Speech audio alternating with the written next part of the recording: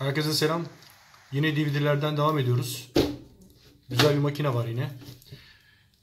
DVD markası Pioneer. İyi markalardan. Daha doğrusu DVD yapan markalardan Pioneer. Yani kafa markalardan. Pioneer'sız olmuyor. Zaten Pioneer her yerde iyi bir marka. Bu işin öncülüğü yapan bir firma bu. Her şeyde illaki bir tuzu, illaki bir olayı var bunların. Bu iyi bir makine. Güzel bir model. Model numarası Diyarbakır 515. DV515. Buna bir bakacağız. Bu da zamanın iyi makinalarından. Yani harbi DVD bu. Öyle sıradan bir şey değil. Yani sıradan bir DVD değil bu. Pioneer'ın güzel modellerinden. Bu makineler de böyle evliyadelik. Bunu alıyorsun, kullanıyorsun. Bunu işte yine böyle iyi makinelerde. Geçen sefer bir Sony tanıtmıştım ben. Onun gibi bu da. Bu hatta daha iyi ondan biraz. Yani kalite olarak falan daha iyi. Çünkü Pioneer dedim mi Sony bunun yanında biraz daha yani alt segment gibi duruyor. Yani ikinci sırada falan diyebiliriz bunun yanında. Pioneer iyi bir marka. Pioneer her yerde dediğim gibi şeyi var, tozu var heriflerin. İlla ki bir buluş bile yapılsa o buluşta illa bir ortaklığı, illa bir katkısı var. DV515 iyi makine, kral makine. Arkası şöyle, arkasına bakalım bir. Arkasında şöyle. Arkası da fena, güzel, makine güzel. Her zaman güzel, yine güzel. SCART'ımız var. SCART'tan bağlantı yapıyoruz.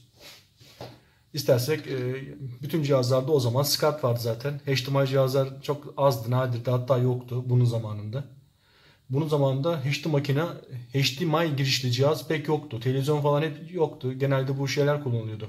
Projeksiyon TV'ler falan vardı. Onlar vardı işte Sony'nin. Tabii SCART vardı. SCART bu. Buradan direkt televizyona bağlıyoruz. Burada iki tane şeyimiz var. Çıkışımız var. Audio-out bu. Şunlar. Kırmızı beyaz bakın. 1. Audio-out 2. Buradan istersek direkt yapabiliyoruz. Televizyona bağlantı yapabilir. Veyahut da mül setine bağlayıp bunu CD olarak falan kullanabiliyoruz. Veyahut da SCART yoksa televizyonun. Şuradan bakın video-out var. Sarı. Bunu tek kabloyla var ya, kırmızı beyaz sarı kablolar var. O kabloyu bağlıyoruz. Sarıyı sarıya, işte kırmızı beyazı buradan ses alıyoruz. Bazı Çin malı televizyonlarda, Çin malı, hatta Sony'nin bazı projeksiyon televizyonları vardı. O projeksiyon televizyonlarda yoktu. SCART yoktu. Arkasındaki bütün girişler böyle toz girişler vardı. SCART olmadığı için de kullanamıyordunuz. Bunları kullanıyorsunuz. Buradan video alıyorsunuz. Buradan ses alıp televizyona bağlıyorsunuz. İsterseniz S var burada. S5S. Yani S video pardon. S video çıkışı var. Bu S video çıkışından eğer bunu kullanmayabilirsiniz. Yani bunu kullanmayın. Direkt buradan yapın. S bağlantı yapın. S video bağlantı yapın. Bu daha iyidir buna göre. Bu biraz daha altta kalır kalite olarak. Bunda daha farklı şeyler var burada. Sinyali daha, yani burada tek mesela video sinyali alıyorsunuz. Bir şase bir video sinyali var ortada, canlı uç. Burada öyle değil. Burada 4 uç var içinde. Şurada şasisi var işte. 2 sağda 2 solda 4 tane çıkışı var. İşte renk sinyallerini farklı 4 tane uç olarak veriyor. Orada içerisinde televizyonun kendi dekodlarını falan kullanıp video oluşturuyor. Video sinyalini oluşturuyor. Yani buradan direkt çıkış video sinyali almıyorsunuz. Video sinyalinin içindeki video sinyali oluşumunda sağlayan bazı şeyler var burada. Onu alıyorsunuz. Daha iyi bir görüntü oluyor buradan o yüzden. İsterseniz S alın, isterseniz buradan alın. Sesi buradan alıyorsunuz. Sol tarafta AC girişiniz var, 220. Cihaz zaten 120 volttan 220 volta kadar takır takır çalışıyor. Burada çok güzel bir şey var. Şurada. Mesela bir tane TV sistem diyor. Bakın şurada. TV sistem diyor şurada. Kötü bir televizyonunuz var. Var olan televizyonda da e-tezişiniz yok. Veyahut da şeyiniz yok. Pal yok. Yani sistem yok. Bütün sistemler varsa bu sefer OT'yu alıyorsun. Şurada OTA işareti var. OT'yu alıyorsun. Eğer televizyonda yoksa, e-tezişi yoksa işte pali alıyorsun, e-tezişi alıyorsun. Buradan senin kendi televizyonuna göre buradan. Bu çok güzel bir şey. Mesela Amerika'dan film getirdin. Film e-tezişi. Senin televizyonun pal ne yapacaksın? Seyredeceğin film siyah beyaz çıkar. O yüzden bunu pale getirdiğin anda renkli olarak seyredebiliyorsun. Burada Control-In diye bir şey var. Bunu kendi sistemlerinde kullanabiliyorsun. Jack bu. 3.5 mm jack. Sağ tarafta güzel bir çıkış var yine. Genelde bütün cihazlarda bu optik çıkış oluyor. Fakat koaksiyel olmuyor. Koaksiyel oldu mu anlayın ki bu makine fena bir makine değil. Yani iyi bir makine. Hem koaksiyel var hem optikal var. Bu ikisi çok farklı birbirinden. Bu işte ortadaki ışıklı optikal çıkışı. Bu da koaksiyel, yine bunun gibi normal sanki böyle video çıkış kablolarında kullandığımız tek dişeli toz kabloyu buraya takıp kullanıyorsunuz da bu kaliteli bir kablo olması lazım. Dijital auto olduğu için. Ön tarafına bakalım bir. Ön tarafı da böyle. Ön tarafı DVD buradan açılıyor. Şurada şeyi var. Açma kapama düğmesi. Şu an yok tabi. Ben sökmüştüm bunu. Şurada şey var. Dolby Surround düğmesi var şurada. Onu değiştiriyorsunuz buradan. O düğmesi var. Açma kapama düğmesi, Dolby Surround düğmesi. Altında güzel bir büyük bir LCD'si var şurası. Şu siyah yeri. Güzel bir LCD'si var altında. Tüplü yine. Play off düğmesi var. İleri geri sarması var. Ejet düğmesi var. Sağ tarafta da sadece 2 tane düğmesi var. Bir tanesi stop, bir tanesi play pause. Dediğim gibi makine iyi makine. 90 kHz, 96 kHz, 24 bit DAC varmış içinde. Dolby dijital yine. PAL ve Intensity modları var. Bu çok güzel. Yurt dışından film getirirseniz Amerika'dan işte onları şey yapmak için, seyretmek için. Yine bir özelliği var. True Surround varmış bunda özelliği. Kompaktik dijital video yazıyor. Pioneer DV515. Şurada tekrar bir yazısı var. Twin Wave lazer gözü varmış üzerinde. Bunun içine bakacağız şimdi. Bunun içine bakalım. Burada ne var? Bundaki teknoloji nasıl? Tabii bunda güzel bir teknoloji var. Hani geçen tanıttığım bu Sony'ye çok benziyor bu. Yani daha tabii şimdi şöyle Sony'le pek kıyaslanmaz aslında bu. Kalite olarak şey olarak aynı ama bu daha iyi bir makine. Yani bu Sony'den daha iyi bu. İster gözü olsun, ister özellikleri olsun bu daha iyi bir makine. En kötü bunda mesela sistem düğmesi var. Üzerinde surround özelliği falan var. Bu makine daha iyi. Pioneer'ın iyi makinalarından bu.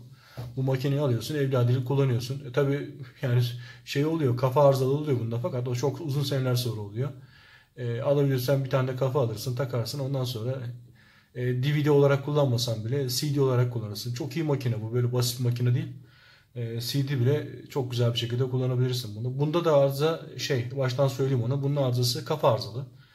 CD ve VCD okuyor, DVD okumuyor. DVD'leri seçiyor. 10 tane DVD, yani 8'ini okumuyor. 2 tanesini okuyor. Yani kafasına göre takılıyor. Kafa arızalı. Orijinal kafası yok gibi bir şey tabi. Yine Çin'den bir kafa alman lazım. O kafa da ucuz işte. Verirsin $30-40 bir kafa alırsın, kullanırsın. Fakat şu anki durumu cihazın kafa arızalı. Bir bakalım içinde ne var. İçini bir açalım, onu bir görelim. Şöyle arkasında 1, 2, 3, 4 tane vida var. Bu 4 tane vidayı sökeceğiz. Sonra yanlarında şöyle 2, tekrar 2, 4 tane vidası var. Altı da böyle. Altı da bu şekil. Çok güzel. Önde 2 tane ayak böyle. Arkada da 2 tane ayak. Ayakları bile vidalı. Çıkartabiliyorsanız isterseniz. Bu şekilde.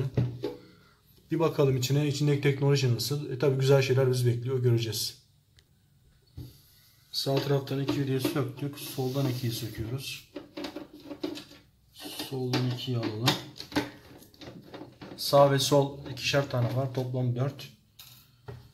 Sonra arkasında vidaları var. Dediğim gibi arkasındaki vidaları alalım. Onları da alalım.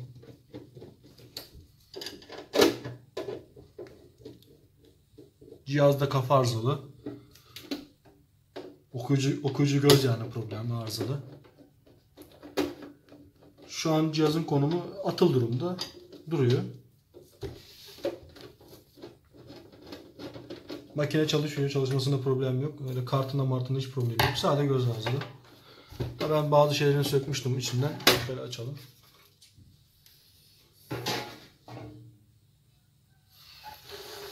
İçi süper. Süper. Tek kelimeyle süper.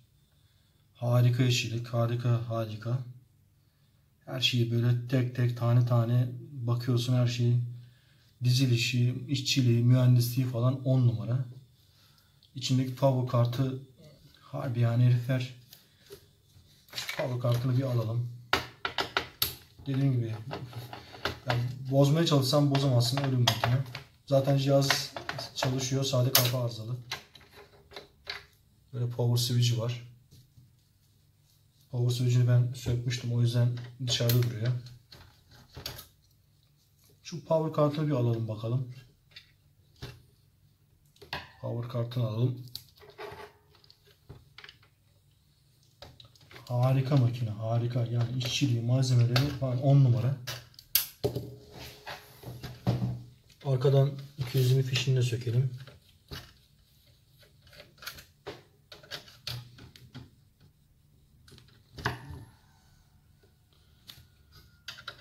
...220 alalım, 220 vidalarını.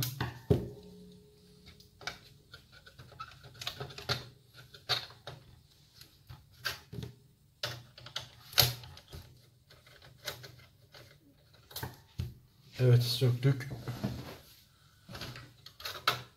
Power kartı bu. Çok güzel power kartı var. Öyle adamlar 2 tane malzemeyle dev yapmışlar. Çok güzel. Çok güzel power kartı var. O kadar zaman çalışmasına rağmen hala 10 numara. Şurada switch mount trafosu burada. Tabi switch mount devre. Her zamanki gibi. 220'nin girişi burada. Şu 220'nin girişi. 220 buradan giriyor. Şurada bir tane filtre bobini var. Şöyle bir sigortası var. Cam sigortası. Gecikmeli güzel bir sigorta burada. Sıradan bir sigorta değil. Bir tane FET var içinde. Şöyle. FET'in soğutucusu yok. Soğutucu kullanmamışlar. Bir tane entegre var burada. Şöyle. Transistör tek transistör değil de entegre kullanmışlar. Şu şekil. Switch mount trafo. Blok kondansatör. O da neymiş? 68 mikrofarad 400 volt blok kondansatör var. Üzerinde de yazıyor Made in Japan diye. Şöyle. Şöyle. Orijin yani. Güzel. Switch modun çıkışı da çok güzel. Şöyle soğutuculu bir transistör var burada. 4 ayaklı Sharp'ın bir transistörü var soğutuculu. Sharp entegre, daha doğrusu transistör değil de entegre bu. Bu 7805'ler gibi regüle entegresi bu. Fakat 4 ayaklı, kontrollü falan. Kondansatörler falan çok güzel. Markaları falan çok güzel. Devre üzerinde şurada bakın optokoplör falan var. Şurada optokoplör var. Switch mod. Bir tane dediğim gibi primer tarafında FET var. FET neymiş? Her zamanki gibi buz 90 modeli bir FET bu da. Üzerine bir entegresi var. Entegre numarası kaçmış? Ona bakalım bir. Entegremizin numarası AN'li bir entegre. AN 802. 802 ile bir entegre okuduğum kadarıyla. Power kartı bu. Çok güzel power kartı var. Evet. Çıkışında dediğim gibi şurada Sharp'ın 4 ayaklı bir entegresi var. Yine bir tane daha var burada Sharp. Bu da 4 ayaklı. Şurada. 4 ayaklı yine. 2 tane entegre var. Şurada diyotlar transistör biçiminde. Normal yüzey montaj normal diyotlar haricinde şuradan var. 2 tane de böyle normal transistör şeklinde diyotu var. Ya bu switch mod çok güzel. Switch mod 10 numara. Şurada ayar şeyi var. Buradan da ayar yapıyorsunuz. Şuradan ayarını yapıyorsun. Yani bir voltaj ayarı. Zannedersem bu 5 voltla alakalı bir şeyler olabilir. Çünkü burada şeyin durumu bağlı. Optokoplörün ayağına falan bağlı. Zannedersem burada BSM çıkış voltajına bir ayar yapıyorsunuz. Şahane yani. Harika. Harika bir tane switch mod devresi var. Süper tek kelimeyle. Şöyle. 10 numara. Pioneer'a yakışan malzemeleri bunlar işte. Süper. Herifler harika bir devre yapmışlar. Hala kokuyor. Yeni gibi kokuyor. O kadar sene geçmiş aradan hala yeni gibi kokuyor. Yani switch mod trafosu 10 numara 5 yıldız. Şunu şöyle köşeye koyalım. Malzeme çok güzel. Çok güzel. Yani üstünde kullanılan malzemeler kalitesi falan çok güzel. Sağ tarafta lojik devremiz var. Lojik devresi zaten bayağı bir büyük. Yani bayağı büyük. Bir alalım bakalım ona. Bakalım altı nasıl. Şöyle bir sökelim. Zaten cihaz şu an atıl durumda duruyor. Fakat herhangi bir şey yok. Yani cihaz makine çalışıyor. Çalışmasında hiç problem yok. Sadece kafa arızalı. Ben power switch'ini sökmüştüm. Duruyor dışarıda. Tekrar takacağım yerine. Yani problem yok yani. Makine çalışıyor. Çok güzel makine bunlar. Bu makinelerin elektroniğinde kolay kolay arıza olmuyor. Yani makinenin elektronik devresinde öyle kolay arıza yapan makine değil bunlar. Yok power'ında şu olmuş bu olmuş falan gibi şeyler, bunlarda o tip şeyler olmuyor. Bakın lojik devresi bu kartı. Kart bu. Üzerindeki entegre olmuş. Şurada şimdi bir kartı şöyle kapatsak bakalım bir. Sistem entegremiz burada. Yani zannedersem şöyle altına bakalım bir. Oo, altı da fena. Fena. Pioneer'ın eline ne kadar malzeme varsa buraya koymuş yani herifler. Şurada bir tane Pioneer büyük bir entegre var. Pioneer'ın kendi entegresi de bunlar. Kendi şeyle. Markası üzerinde Pioneer'a koca yazılar yazıyor. Sağ tarafta yine bir Pioneer entegresi var. Burada RAM'ler var. RAM gibi. Ön bellek gibi işte. Ortada böyle bir LC'li bir entegre var. Zannedersem bu servo. Bu servo entegresi. Burada yine bir RAM var. Ortada büyük bu video prosesör olsa gerek. İşte bu sistem falan filan var ya üzerinde bunun. Aynı zamanda türlü surround özelliği var bunda. Ses özelliği. İşte bu audio mode hepsi bunun içinde oluyor. Kartın bu tarafında aşağıda şurada iki tane motor entegremiz var. İşte kafanın slide motoru, spindle motorlu falan. Bu da loading yükleme motorunu çalıştıran.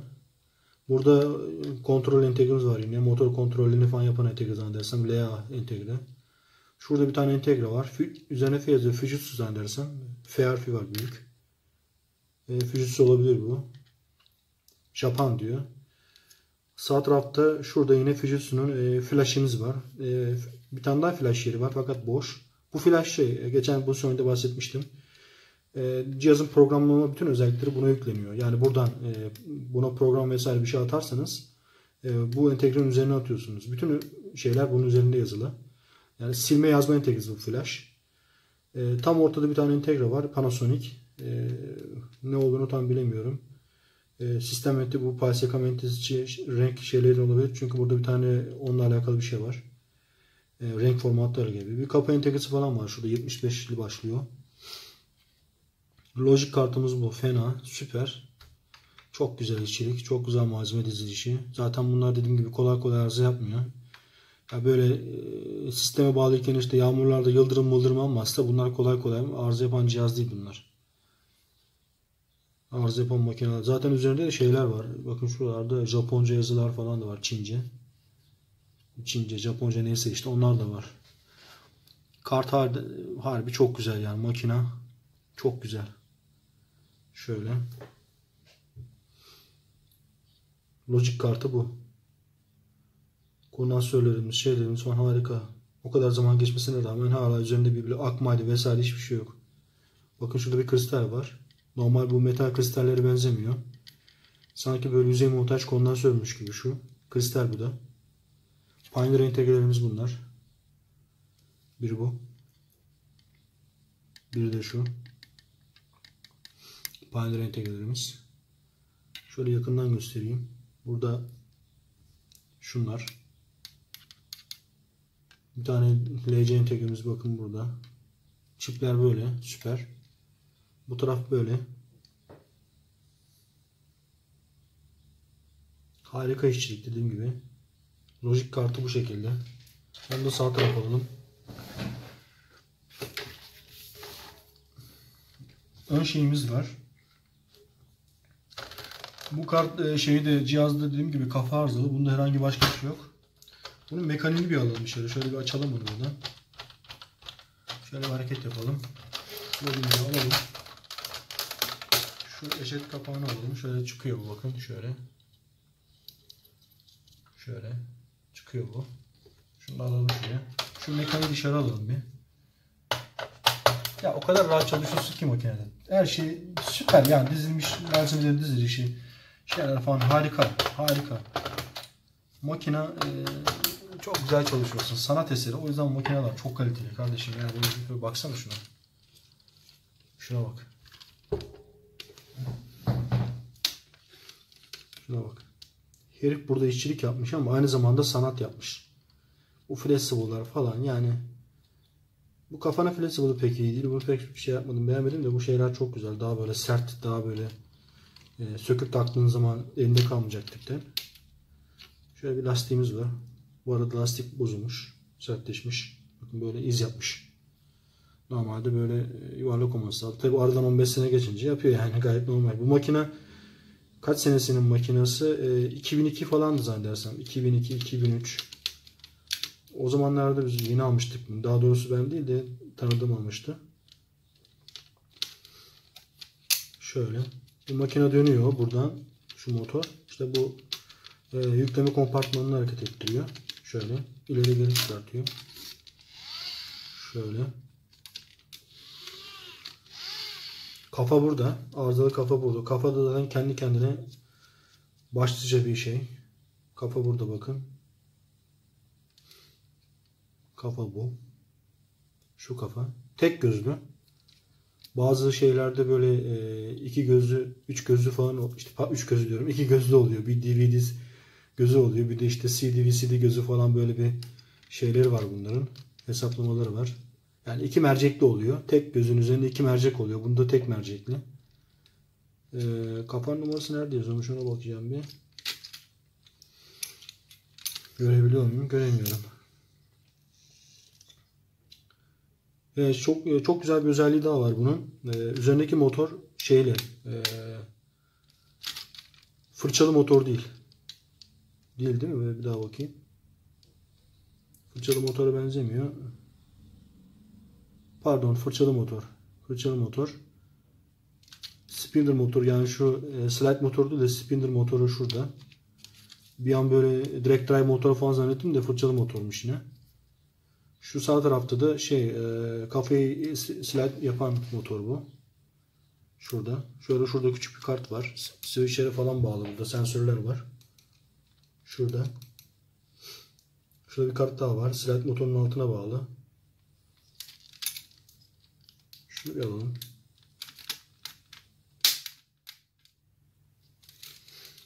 O şeyi bir alalım bakalım.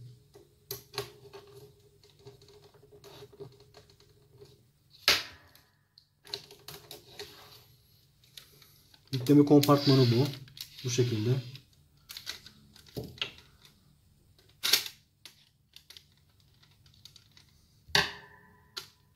Mekanik aksamı bu şekilde bunun. Göz numarasına baktım da göremedim gözün numarasını. Gözü sökmek lazım tam numarasına bakmak için. Ama Çin'de var. Yani göz şeyi Çin'de mevcut. İsterseniz Çin'den göz alıp takabilirsiniz.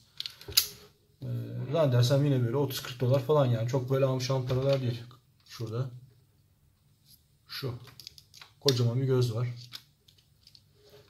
O kadar güzel bir slide motoruna diş sistemi yapmışlar ki kafa çok güzel girip geliyor. Yani böyle dandik bir diş sistemi yok burada. Şurada kullanılan şu dişli sistemi, şu 3 dişli var burada. Bir tane küçük motora kafasına bağlı. Bir tane dişli var, direkt motora bağlı. Bu dişinin önüne de kafayı hareket ettiren motor var. Dişli var. O yüzden burada çok böyle güzel hareketler, yani çok böyle rahat gidiyor geliyor. Güzel bir sistem var burada. Evet. Mekanik aksamda bu şekilde. Bunu da kapatalım. İçinde bir tek şey kaldı burada. Kontrol kartı şeylerinin, soketlerin bağlı olduğu, işte arkadaki soketlerin bağlı olmuş olduğu bir tane kart var, böyle büyük. Şu kart. Şöyle kart ayrıyetten bir kartla şuraya bağlı. Şöyle bakalım bir şurası. Şöyle bir alalım. Böyle tam kelimenin anlamı, tam anlamıyla bir parçalıyorum bunu. Bakalım orada bir şey var nasıl.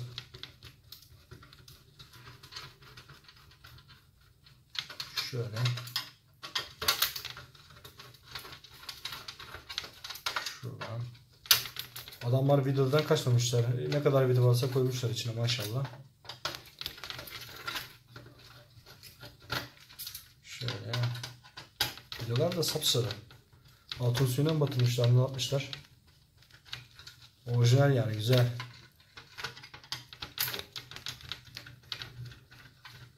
Bu metal de geldi zaten bunu sökünce.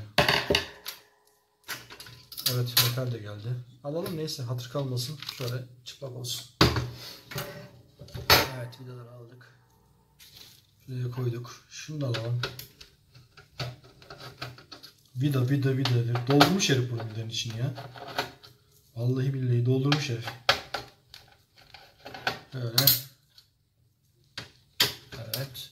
Şunlar. Evet, mutlu son geldi. Kart bu. 2 tane flexible var. Bu kontrol kart mainboard'a bağlanıyor. Çok güzel, böyle kaliteli flexible'lar.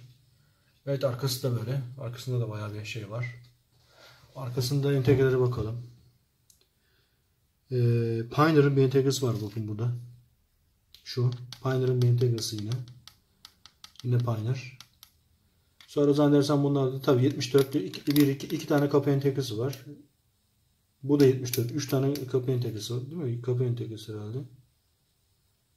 Vallahi okuduğum kadarıyla 74 serisi. Bu kapı entegreleri 3 tane. Öyle gözüküyor. Bu sağ tarafta farklı bir entegre var. O da Pioneer. Logosu da var. Şöyle bakabilirsiniz şurada. Yine Pioneer. Bu da Pioneer. Yine böyle bir enteresan 4-4-8 ayaklı entegre var. Biri çok küçük. Diğeri de böyle 45-58 serisi gibi. Alt tarafı böyle bakıyorum, herhangi bir şey var mı Pioneer ile alakalı yazı. Bakıyorum ve çok güzel ama. Yine voltajları, montajları hepsi yazıyor üstünde. Yani şem olmadan bile burada bazı böyle takipler falan yapabilirsin. Yani şem olmadan buradaki voltajlardan takipler yaparsın. Tamirine gidebilirsin. Belli bir yere kadar şema. Tabi bozulmuyor. Başka bir şey de kolay kolay. Hani o oldu ya, bozuldu, bir yıldırım oldu. Bir şey oldu. Bir voltaj yükseldi falan gibi. Herifler her yerine bakın. Audio, video. Her tarafını yazmış herifler. Bazı yazılar Çince. Soketlerin bütün voltaj değerleri yazıyor. Şurada göstereyim. Soketlerin bütün voltaj değerleri şurada yazıyor. Şu. Bir tanesi de şu. Şurada. Yani dediğim gibi şam olmadan bile burada kontrol yapabilirsin. Bu kartta böyle. Ön panelimiz var. Şurada. Ön paneli de alalım. Tam böyle bir kuşa çevirelim.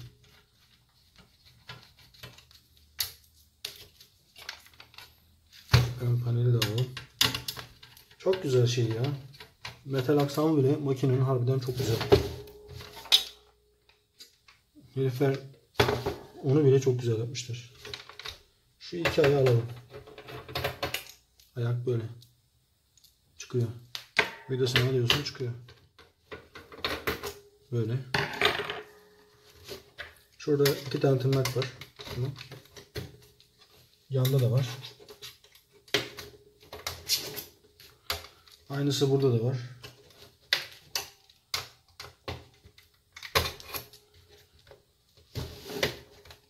Evet. Ön panel bu.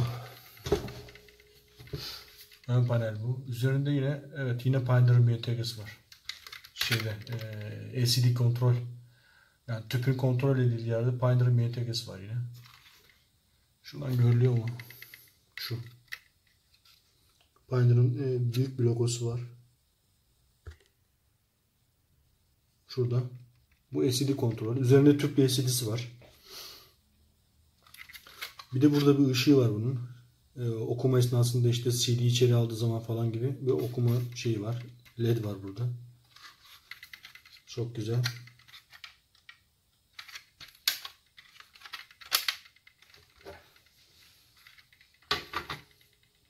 LCD'sini de şuradan bir alalım. Ona da bakalım bir. Evet, ön panelini de söktük. Ön paneli de bu şekilde. Şöyle. Üzerinde tüplü LCD var. Tüplü ekranı var üzerinde. Normal çok güzel yine. Bazı şeylerde böyle LCD oluyor. Fakat dandik LCD'ler oluyor. Sol tarafta power tuşunun olduğu LED var. Power düğmesi var üzerinde. Şurada yine bir LED var. Beyaz, sarı LED. Şurada kırmızı bir LED var. Stamp LED'i. Şu da cihazın içine DVD koyduğunuz zaman bu yanıp sönüyor işte okuma esnasında. Şurada gözü var. Alıcı gözü. Tuşları burada. Flexible burada. Kontrol kartına giriyor. Şimdiki son zamanlarda hatta şimdiki cihazlarda sade bu karta bir tane DVD yapıyorlar. Yani öyle söyleyeyim. Sade bu kadar büyük bir karta bir DVD yapılıyor. Tabi bunun zamanında hiç herifler malzemeden kaçmamışlar. Her türlü malzemeyi bunun içine koymuşlar. Tabi kalite olayı da var. Bu kaliteli güzel makine. İyi makinelerde böyle şeyler adam hiç malzemeden kaçmıyor. Yani parasını hak ediyor yani parasını. Verdiğin parayı hak ediyor. Zaten bu makineyi aldın mı evlerdelik kullanıyorsun. Evet bu böyleydi bu. Bir Pioneer, iyi bir Pioneer DVD makinesini parçaladık. DV515 bu. Üzerinde dediğim gibi şey var. PLC anahtarı da mevcut. Yani yurt dışından gelen CD'leri, DVD'leri, filmleri izlemek için PLC olayı da mevcut. Üzerinde True Surround özelliği var, ses özelliği. Böyle bir DVD parçaladık. Güzel bir DVD baktık. Kaliteli cihaz nasıl oluyor? İçini bir gördük. Onunla ilgili bir bilgi sahibi olduk. Pioneer'ın iyi bir makinesi, güzel bir makinesi. Şimdiki tabi böyle makine bulamazsınız. Şimdikiler hem ucuz hem dandik. İncecik oluyor. İçin incecik olmasının sebebi de zaten malzeme olmamasından kaynaklanıyor.